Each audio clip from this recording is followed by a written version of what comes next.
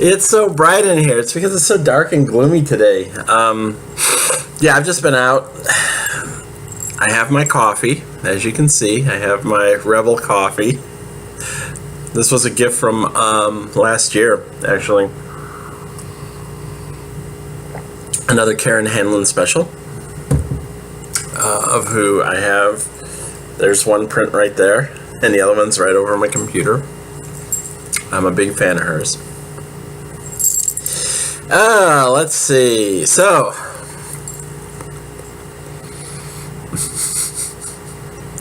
last year at this time, as my Facebook history is reminding me, I was up at 3 o'clock in the morning because I wanted to watch the Sense8 special, which was then titled A Christmas Special, for obvious reasons, because I know what the real title is, and Netflix did not want to promote that. So I was up at 3 o'clock in the morning, which was a Friday. Got up, watched the special for 2 hours. So by the time I was done at 5 o'clock, I started doing my blogging and then got ready to go to work. I worked all day Friday. Actually, I did. I can't remember. I think we did get out half day, so I may have come home and took a nap or something like that. I can't remember that part. Actually, I think everybody went home at noon and I left at like 3, because I do have a picture I snapped and I made the comment that I was like the only one in the office at the time. So I think that's what happened. I think I actually, most people went home at noon and I stayed until like 3. So, and then I came home and I started working on the recap. And that recap ended up taking me about 6 hours to write, because I was getting screenshots and I'd have to go through the program and find the location where I wanted the screenshot. And then I had to write everything and stuff. And I remember, and I ended up posting it at like 1:30 in the morning. And then I talked to Rachel a little bit after that. I was like, oh my God, I don't believe I just did this shit. I was up for 23 hours that day. December 23rd through December 24th. It was like 2 o'clock in the morning on December 24th that I actually got to bed.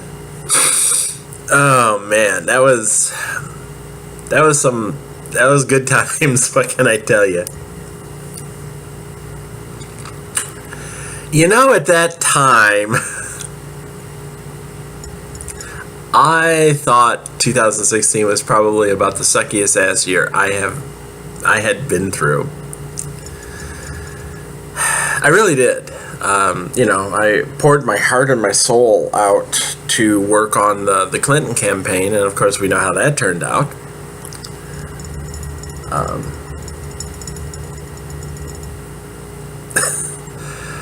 So yeah, I was really hoping 2017 would not be as bad, and then 2017 said, hey, hold my beer, let me show you. And then this last week has been like a Star Trek Voyager style week of hell. It really has. Well, at least the first 2 days were. So let me tell you. The first day was not that bad at work, although I had, some problems. I'm always having problems at work. And then I went to practice, and I hurt something in my back. I pulled like a muscle, which is still, every once in a while, it's still bothering me, which kind of concerns me, because normally when I've had a muscle strain in my back, it's usually gone after a couple of days. But this has been, my back has really been bothering me, and I think it's, in case you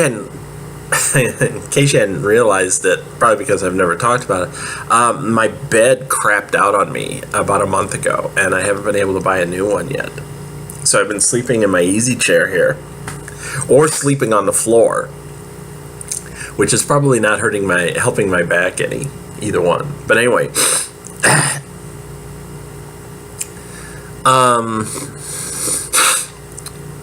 So I went to practice and I hurt my back, and I was just like crying from the pain and crying from the frustration. I can't go fast. I can't keep up, stuff like that. I can't do my 27.5. I'm never going to certify, blah, blah, blah. And I actually did something that I've never done before, and that was I de-geared and left. I had never done that. That was my practice number 71. And I had never walked out of a practice before in the entire time I've been doing it. And that day I was just so frustrated and so angry and so upset with myself that I took all my shit off, packed it up, and went home. And I posted online that I had given up. It was something I had said I was never going to do, was I gave up. And I felt like dying. That's how I really did at that time. I cried the whole way home from the rink, and that's like a 10-minute drive. It's 6 miles. It's about a 10-minute drive. And I was pretty much crying the whole time. And I was crying when I got home. I really hated myself. It was so upsetting. I don't know who did it, but all of a sudden I got a lockout on Facebook because somebody reported the post to Facebook as saying it was possible I was suicidal.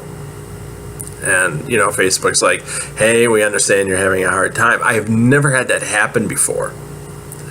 And it does basically lock you out. You cannot you have to go through and read everything and then hit your little acknowledgement at the bottom, and then it takes you to a second page that says, here's all the stuff that you can, more stuff that you can go through and stuff like that. So you actually have to go through this 2-step process to get back into Facebook. They're basically saying, somebody said they're worried about you, and we don't want you getting on there and posting shit. So yeah, that was the first time I've ever had that happen. And I'm not angry at whoever did it, because I was in a bad place. I had a couple of people, they wanted to talk, and I was just like, man, I do not want to talk to anyone. You do not understand. I do not want to talk to anybody. It's just that bad. So the next day and the day after that, I started reaching out and telling people, thanks for checking up on me and stuff like that. But I just didn't want to talk that night. And people were worried that I was going to do something like, jump off my balcony. Which I did consider. I'm serious. I get like that.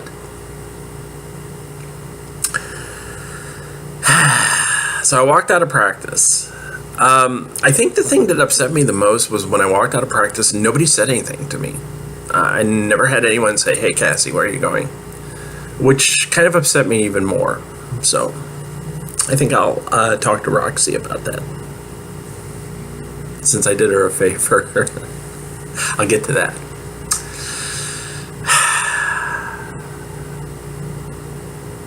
And Tuesday.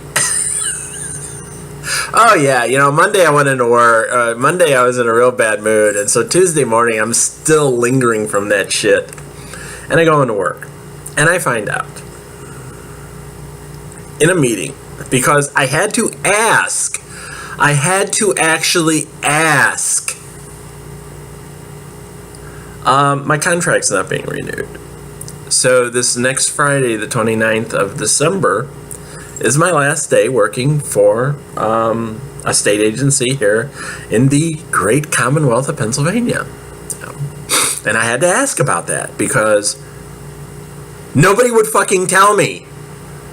We had a meeting back in October where it was hinted that some contracts may not be renewed. But they never came out and said, oh no, Cassidy, your contract is the one we're not renewing. So I finally found out about it. So I'm at work upset now. I had the shittiest practice of my life on Monday night, and I'm at work crying to people. Because, I've got a week and a half to work. And after that, I have nothing lined up. And I've only looked at a couple of jobs here and there and haven't really found anything. So naturally, if they had any sharp knives close by, I would have been in trouble. I mean, I was literally sitting in my office for about an hour and a half crying. And let's just say I didn't really feel a whole hell of a lot of reason to jump into what work I had left to complete it. Let's just put it that way. I was just like, I had one of my friends came down and she was crying and she walked in and started hugging me. I said, I'm okay, you know, it's all right, go ahead, leave. And she was like, no, it's not okay. And I'm like, well, there's nothing you can do about it, so. Yeah, so there's that.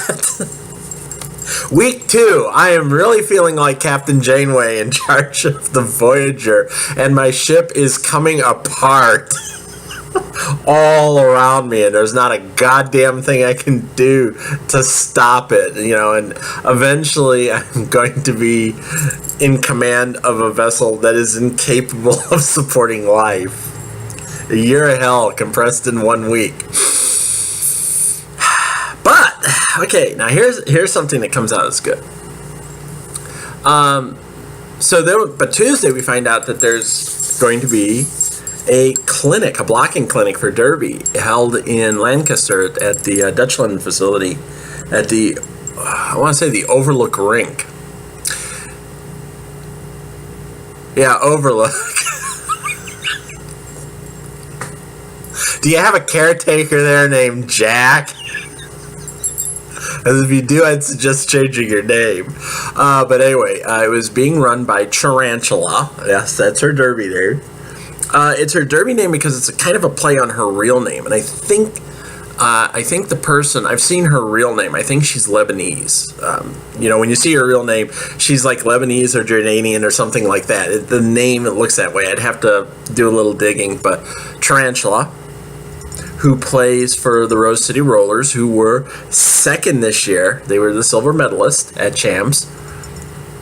They were in the final game with Victorian Roller Derby League. And I didn't skate. Basically, because they were actually doing some scrimmaging, you had to have WFDA insurance, or WFDA, as Roxy likes to say, WFDA. And you had, you know, and I was like, you know, Roxy goes, you got WFDA insurance? I like, you know, because I'm PMing her, and I go, you know I don't, I'm not certified. So she asked me, she says, so you want to go observe? And I said, yeah, I want to observe. And she was asking if I would take notes because she didn't think she'd be able to make it. So I said, oh yeah, I'll take notes, don't worry. And I actually ended up taking like about 6.5 pages of notes.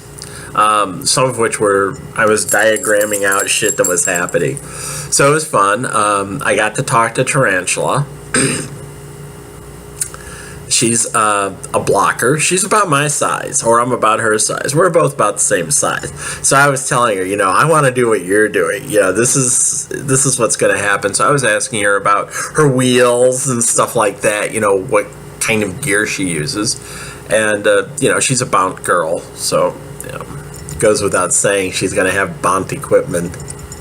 But she was recommending a pair of Bont wheels that she uses, and I'm looking at them thinking, if she can skate on those fuckers, I can skate on them too, because we're both about the same size. And I will show you her picture. I took a picture, and I will show you what she looks like. But she was really nice. She ran a good clinic. I took a lot of notes. I was feeling much better, and then I come home and I wake up in the middle of the night after I go to bed, and I have kicked all the covers off. I wanted to go to practice on Thursday night in New York, and I'm coming down with a damn cold again. Seriously, I cannot stand this shit. I have been missing out on the Thursday night practices in New York, either due to colds or injuries, this whole fucking month. And I really feel bad, you know, it's like, god damn, I wanted to make the practice. And I couldn't because I was sniffling and I was sneezing, and I'd already missed one practice at hard because of a cold. I showed up to watch what was going on, but I didn't participate because I said I want to maintain my distance. I don't want to get anyone sick. I don't want to get any of my teammates sick. Not this close to the holidays. So I felt all run down and shitty by the time the end of the day came around. So I came home. I bought soup. That's all I ate. I ate like 2 huge cans of soup and stayed bundled up and watched TV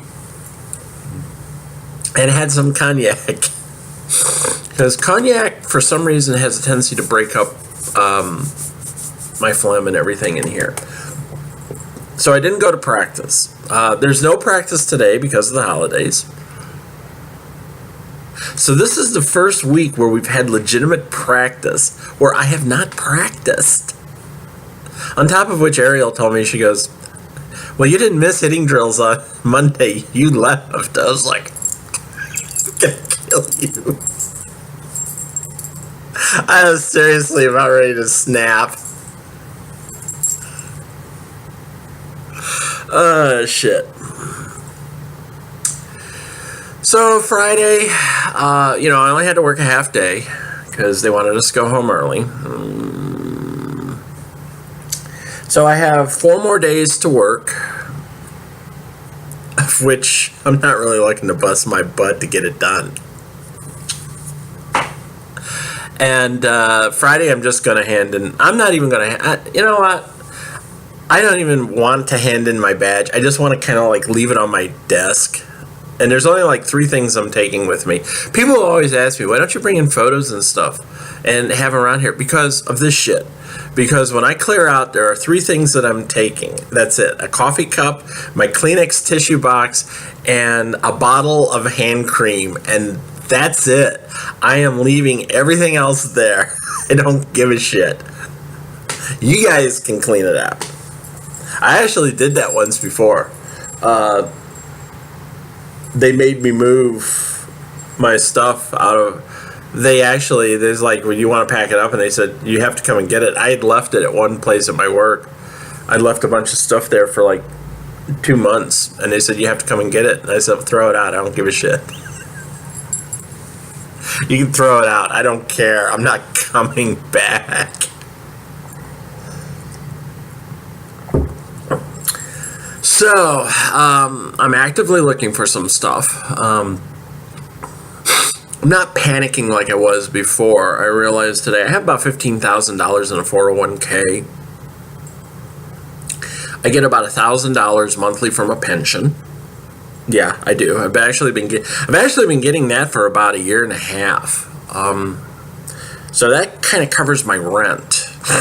I've got about $15,000, of which I can probably draw out and keep $10,000 after I pay taxes, which would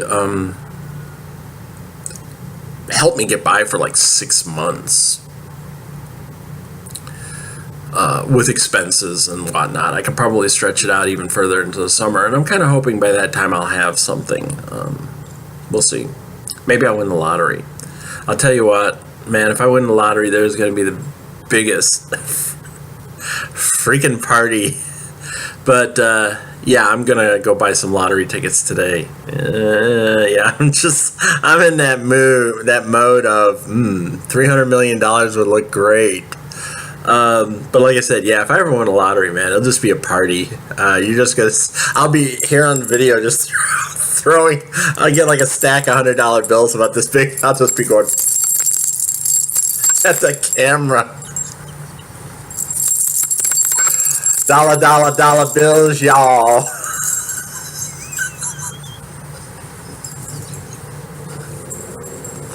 Yeah, that's a promise. That is a promise. If I ever win the lottery, I'm just gonna do a video where I'm just flipping $100 bills at the camera. Dollar bills, y'all.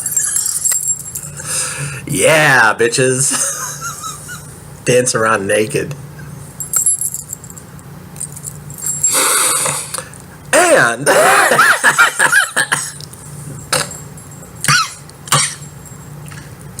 I finally oh shit. Woo! I finally finished plotting out, meta-plotting out part 6 last night.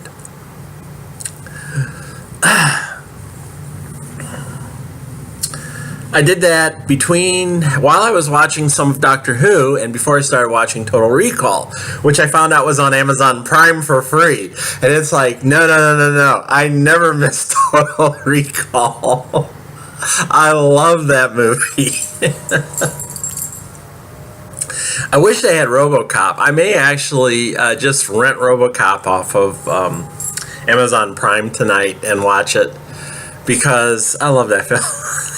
I love the Paul Verhoeven stuff that he filmed here in the United States before he went back to Europe and got back into being what some people actually consider a respectable cinematographer, director.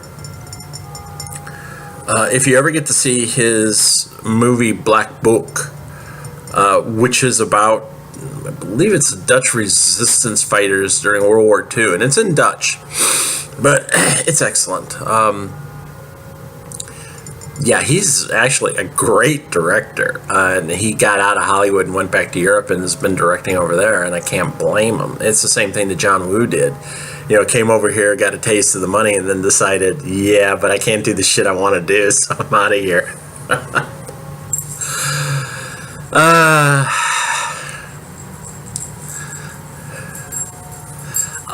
But yeah, I plotted it all out. I actually was last night also, after I was done with Total Recall, I looked up the certification requirements for the Junior League for Wolftada Flat Track Junior League because it's necessary because of one of the chapters in, you know, an upcoming part in part 6. It's, you know, the person that Annie's going to see when she goes for recruitment night is going to talk about what is necessary. And god damn, those kids got to do the same shit I got to do. So Annie's going to have to learn how to do a 27.5. Yay! Come on, Annie. I know you can do it because you're a quick little witch. So yeah, Annie will have to do a 27.5. At that time in 2014, may have been a 25.5, but I'm going to go with 27.5 just to be on the safe side. Because they would have known about the rule changes by then. Probably. Maybe. It was like somebody on our league page posted the rules for Wolftada, and one of the refs turned around and said, "Why are you posting this? You know they're going to change them." Because I guess that's kind of a running joke in Derby, is that the rules get changed like every year, and it seems like what they're actually doing compared to like a rule set I saw from 2015, they're constantly streamlining them, because I did see a set of rules from 2015, and there was a ton of other shit that you had to keep track of that you could get called on. And like some of the refs told me, it used to be they had a infringement level for penalties for the refs to keep track of. So it was like, you know, you had minor then major penalties, and the minor penalties could work up into major penalties, and you had to keep track of all of that. And they were like, oh my god, you know, that was such a pain in the ass to do, because you're having to like look at someone and you're going, okay, is that a minor or is that a major infraction? And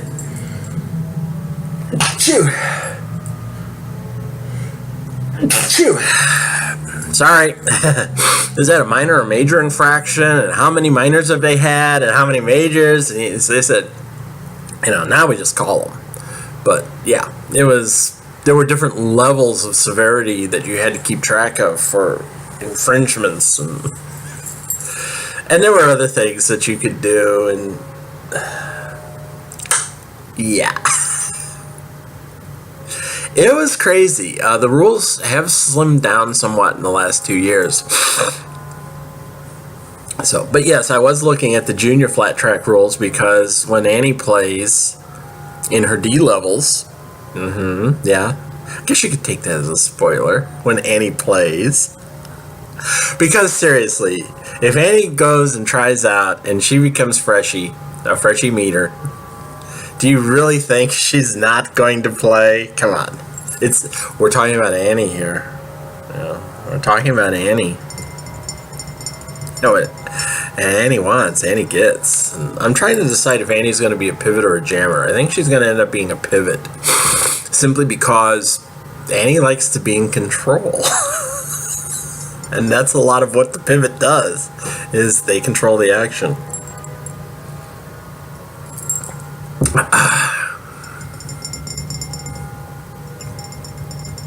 Yeah, Annie wants to be the pivot. Those little girls are going to get out there. Those little witches. I'm going to put the little witch in the 2 rows back in the chairs. Boom. She won't be the big blocker, but she'll be the pivot. That means she gets to be the jammer. The jam. Oh, man. Jammer once in a while. So yeah, that's all plotted out. I will actually show you some of that tomorrow. I'm scraping shit off screen here. I'll show you some of that tomorrow, and I likely will have an excerpt out for you as well. So, yeah. So that's my week of hell. And that's exactly what I'm going to call this video and this post, Week of Hell. Because it has been a week of hell. It really has. This has been one of the worst weeks I've been through. Mentally, physically, emotionally, it's just been a pain in the ass.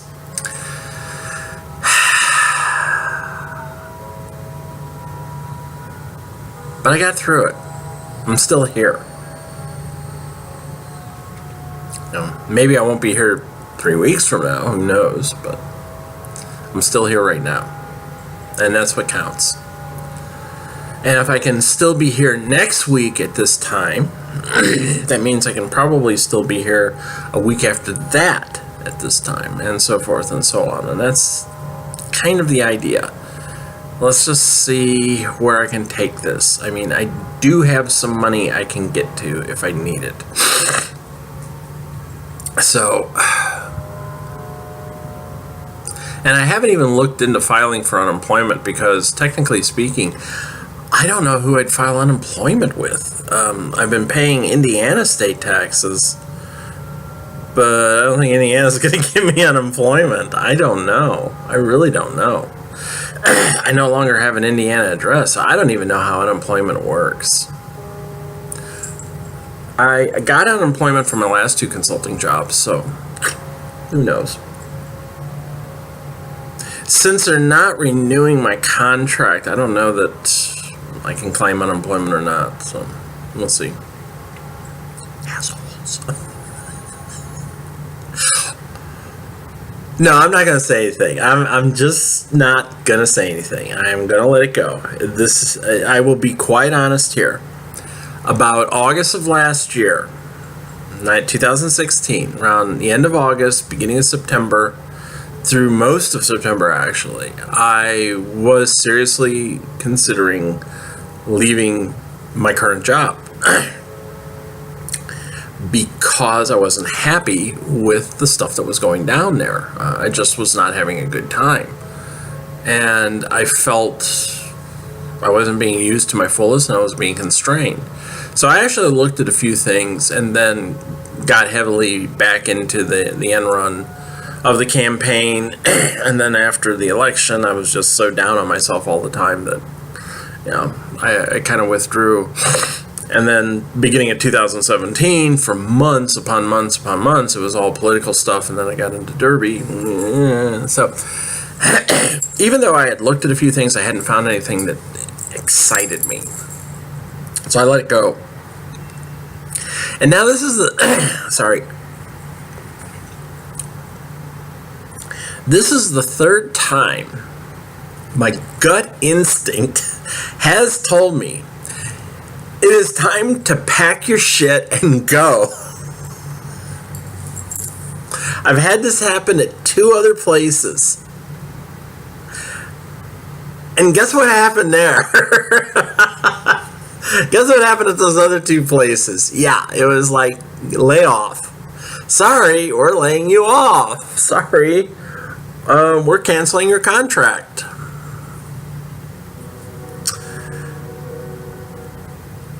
You'd think three times is the charm. You would think the third time I would have went, yeah, I bet. It's trying to tell me I have practice in York. It's lying to me. It's trying to tell me I have practice in York in a half hour. I don't. You're lying to me. Stop lying. There you go. I'm just going to clear you off. So anyway, this was the third time that my gut instinct told me you need to get out of here because this just is not working out. And this is the third time where I gave up because it was like, you know, I got a job, money's coming in. Do I really want to start looking around? It's always a pain in the ass, stuff like that. No, you should have done it. You should have done it, you dumb bitch. You should have done it, you stupid bitch. Because of the other 2 times when your gut said leave and you didn't and you ended up getting burned, the third time should have been the charm. The third time should have said, my gut is telling me this sucks, I need to get out of here. And you didn't, and you got burned. Lesson learned. Do not do this again. Yeah. You're too old for this shit. You should know better. And that's a lesson to all you guys out there. The moment your gut starts telling you, there's the door, head for it, start looking. Seriously. Start looking.